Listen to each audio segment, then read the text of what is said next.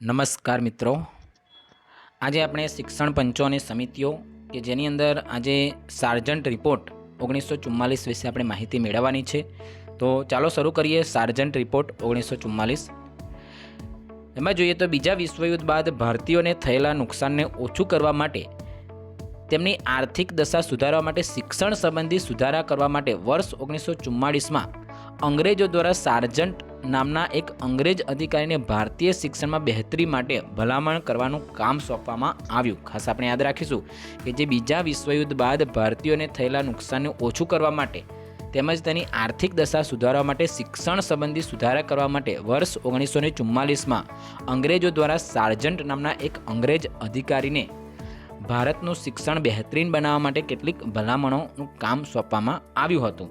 તો એ કઈ કઈ ભલામણો હતી તો હવે આપણે એની મુખ્ય ભલામણો જોઈએ।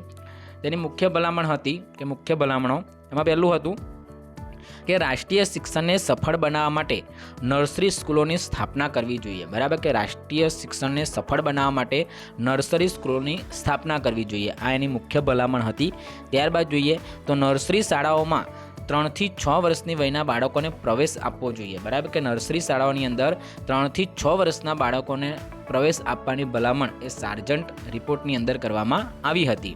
ત્યારબાદ આગળ જોઈએ તો બાળકોનું શિક્ષણ નિઃશુલ્ક હોવું જોઈએ, જેથી કરીને તમામ બાળકો તેનો લાભ લઈ શકે। બરાબર, કે બાળકોનું શિક્ષણ કેવું હોવું જોઈએ તો નિઃશુલ્ક હોવું જોઈએ, જેથી કરી અને તમામ બાળકો છે એ શિક્ષણનો લાભ લઈ શકે। ત્યારબાદ આગળ જોઈએ તો નર્સરી શાળાઓમાં માત્ર પ્રશિક્ષિત મહિલા શિક્ષકોને નિયુક્ત કરવા જોઈએ। બરાબર, કે નર્સરી શાળાઓની અંદર માત્ર ને માત્ર પ્રશિક્ષિત મહિલા શિક્ષકોને જ નિયુક્ત કરવા જોઈએ, એવી ભલામણ પણ સાર્જન્ટ રિપોર્ટની અંદર કરવામાં આવી હતી। ત્યારબાદ આગળ જોઈએ પ્રાથમિક શિક્ષણ। બરાબર, પ્રાથમિક શિક્ષણ અંગે કેવી ભલામણો કરી હતી તેમાં જોઈએ તો 6 થી 14 વર્ષના બાળકોને મફત અને ફરજિયાત શિક્ષણ આપવું જોઈએ। બરાબર, કે 6 થી 14 વર્ષની વયના બાળકોને એ મફત અને ફરજિયાત શિક્ષણ આપવાની ભલામણ સાર્જન્ટ રિપોર્ટની અંદર 1944માં કરવામાં આવી હતી। ત્યારબાદ આગળ જોઈએ તો પ્રાથમિક શિક્ષણ મૌલિક કૌશલ્યો પર આધારિત હોવું જોઈએ। બરાબર, પ્રાથમિક શિક્ષણ કેવું હોવું જોઈએ તો મૌલિક કૌશલ્યો પર આધારિત હોવું જોઈએ, આવી ભલામણ એ સાર્જન્ટ રિપોર્ટની અંદર 1944માં કરવામાં આવી હતી। ત્યારબાદ આગળ જોઈએ કે શિક્ષણનું માધ્યમ માતૃભાષા હોવું જોઈએ। બરાબર, કે શિક્ષણનું માધ્યમ કયું હોવું જોઈએ તો માતૃભાષાની અંદર હોવું જોઈએ। તો આ પ્રાથમિક શિક્ષણની ભલામણો છે। ત્યારબાદ હવે આપણે માધ્યમિક શિક્ષણની ભલામણ જોઈએ કે માધ્યમિક શિક્ષણમાં કેવી કેવી ભલામણો કરવામાં આવી હતી તેમાં જોઈએ તો માધ્યમિક શિક્ષણની અવધિ 6 વર્ષની હોવી જોઈએ। બરાબર, કે માધ્યમિક શિક્ષણની અવધિ કેટલી હોવી જોઈએ 6 વર્ષની હોવી જોઈએ। આગળ જોઈએ તો 11 થી 17 વર્ષની વયના બાળકોને તેમાં પ્રવેશ આપવો જોઈએ। બરાબર, કે માધ્યમિક શિક્ષણની અંદર 11 થી 17 વર્ષની વયના બાળકોને પ્રવેશ આપવો જોઈએ, એવી ભલામણ સાર્જન્ટ રિપોર્ટની અંદર કરવામાં આવી હતી।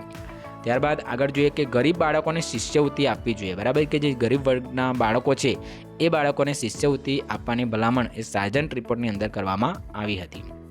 આગળ જોઈએ કે શિક્ષણમાં બીજી ભાષા તરીકે અંગ્રેજી ભાષા ફરજિયાત બનાવવી જોઈએ। બરાબર, કે શિક્ષણની અંદર મૂળ ભાષા તો માતૃભાષા હોવી જોઈએ, પરંતુ બીજી ભાષા તરીકે અંગ્રેજી ભાષાને ફરજિયાત બનાવવાની ભલામણ સાર્જન્ટ રિપોર્ટની અંદર કરવામાં આવી હતી, પરંતુ આ માધ્યમિકની અંદર। બરાબર, ત્યારબાદ ઉચ્ચ શિક્ષણની ભલામણો જોઈએ કે ઉચ્ચ શિક્ષણમાં કેવી કેવી ભલામણો કરવામાં આવી હતી તેમાં જોઈએ તો ઉચ્ચ શિક્ષણની ભલામણો તો ઉચ્ચ શિક્ષણમાં 3 વર્ષનો સ્નાતકનો કોર્સ હોવો જોઈએ। બરાબર, કે ઉચ્ચ શિક્ષણની અંદર 3 વર્ષનો સ્નાતકનો કોર્સ હોવો જોઈએ।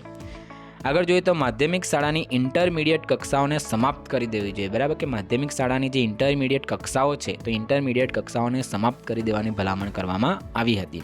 આગળ જોઈએ તો ધોરણ 11ને માધ્યમિક શાળા સાથે જોડવું જોઈએ। બરાબર, કે જે ધોરણ 11 છે એ ધોરણ 11ને માધ્યમિક શાળા સાથે જોડવાની ભલામણ કરવામાં આવી હતી। ત્યારબાદ ધોરણ 12ને વિશ્વવિદ્યાલય શિક્ષણ સાથે જોડવું જોઈએ। ત્યારબાદ એ પણ કહેવામાં આવ્યું હતું કે ધોરણ 12ને વિશ્વવિદ્યાલય શિક્ષણ સાથે જોડવાની ભલામણ એ સાર્જન્ટ રિપોર્ટની અંદર કરવામાં આવી હતી। આગળ જોઈએ તો કે વિશ્વવિદ્યાલયમાં પ્રવેશ માટેના નિયમો કડક હોવા જોઈએ। બરાબર, કે વિશ્વવિદ્યાલયની અંદર જો પ્રવેશ મેળવવો હોય તો એના નિયમો કડક હોવા જોઈએ, એવી ભલામણ સાર્જન્ટ રિપોર્ટની અંદર કરવામાં આવી હતી। ત્યારબાદ આપણે જોઈએ પ્રૌઢ શિક્ષણ કે પ્રૌઢ શિક્ષણની અંદર કેવી ભલામણ કરવામાં આવી હતી તેમાં જોઈએ તો આ શિક્ષણની અવધિ ઓછામાં ઓછી 1 વર્ષની હોવી જોઈએ। બરાબર, કે પ્રૌઢ શિક્ષણની અવધિ કેટલી હોવી જોઈએ તો ઓછામાં ઓછી 1 વર્ષની હોવી જોઈએ।